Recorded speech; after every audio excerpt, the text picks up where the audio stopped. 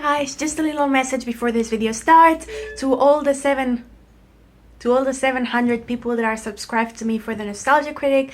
I want to let you know I'm not doing it anymore. I'm just gonna be doing random videos from now on. So if you want to keep being subscribed, you can. If you don't, it's okay? So I love you a lot, guys.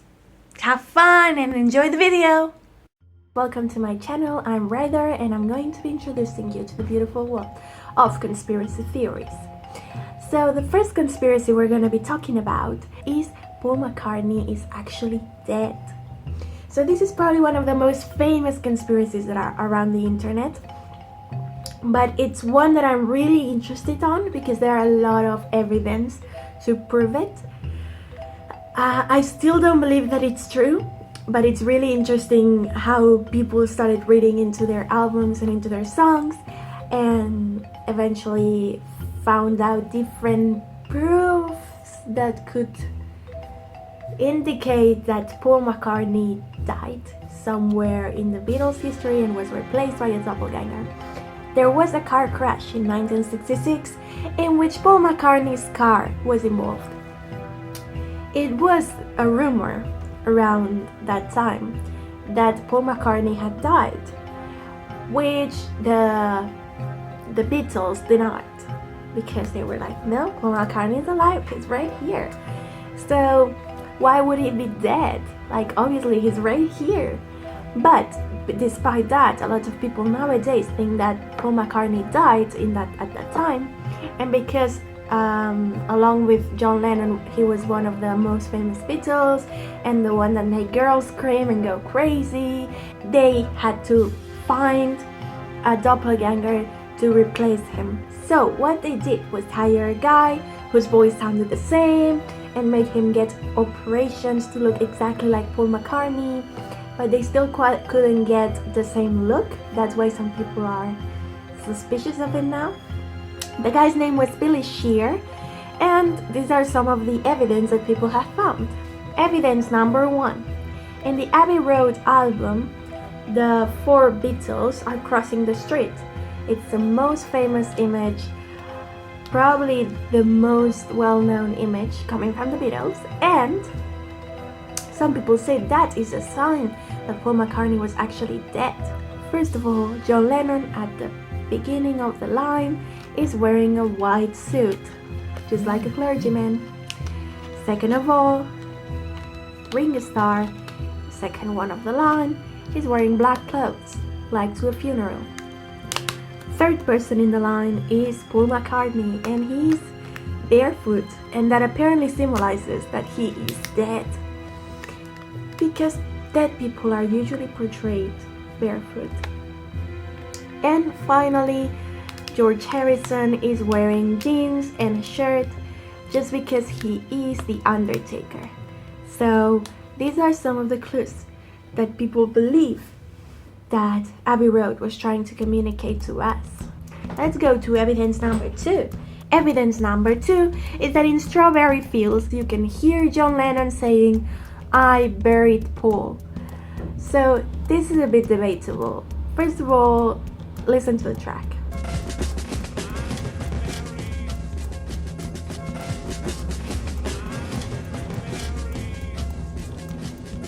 That to me sounds like a dying seal, but some people think that is clearly saying, "I buried Paul." I do not agree with that. In a later interview, John Lennon said that he wasn't saying "I buried Paul," that he was saying "cranberry sauce," which still doesn't make sense to me, but whatever. Some people say that is one of the evidence. Evidence number 3. As I've said, Paul McCartney was said to die in a car accident. So in the song A Day in the Life, John Lennon sings, "He blew his mind out in a car."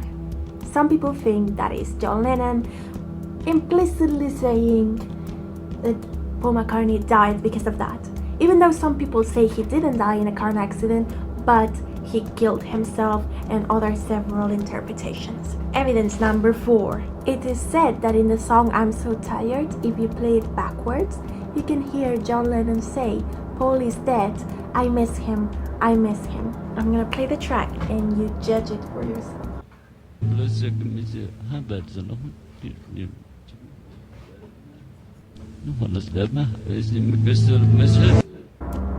That actually sounds like Paul is a dead man, miss him, miss him, miss him. Not like that other thing, because I'm still trying to figure out what that was. Apparently, John Lennon denied all of the reverse messages in his songs thing. And the Beatles knew about the Paul is dead conspiracy, so maybe John Lennon was trying to troll us. Who knows? And these are some of the pictures that people are said that one of them is Paul McCartney and one of them is Billy Shears. There was also an article, apparently an article with Ringo saying that Paul was really dead and that Billy Shears replaced him, but apparently that was an article by a website that was doing fake news and, you know, funny things and stuff. So we can say that is not right. But as I've read in the comments of some videos, I believe personally that even if losing Paul would have lost them some fame, John Lennon would have never entered a recording studio with a doppelganger. I don't think he would. And finding someone who is left-handed, who plays the bass, who sings exactly like Paul McCartney. Okay, we can find someone who kind of looks like him, but we can't find someone who is him and who acts exactly like him. And that is kind of my opinion.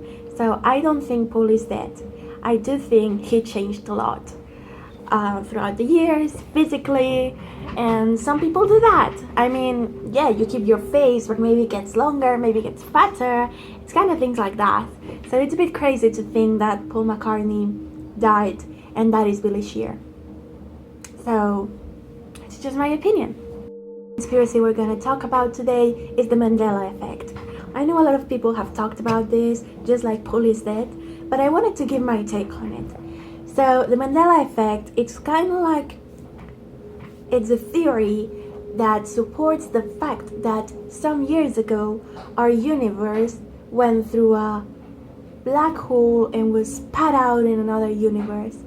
And then some little things changed, and then we went back to our parallel dimension, and everything was normal then.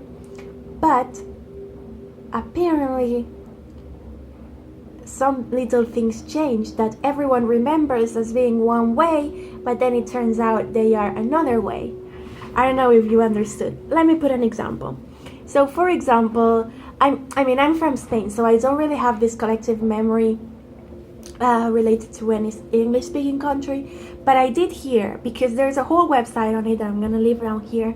It's called MandelaEffect.com, and some people are just leaving their takes on it and everything. For example, it is said that everyone knew this series as Sex in the City, when its actual name is Sex and the City. So some people say, well, you just heard it wrong, But for example, some English-speaking people say they've always called it Sex in the City, and they've always thought it was Sex in the City, and it is Sex and the City.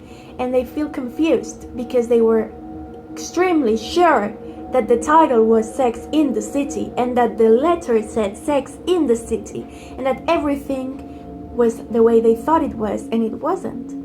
Some people also claim that when Leo DiCaprio won the Oscar, they felt deja vu. Like, Leo had already won, right?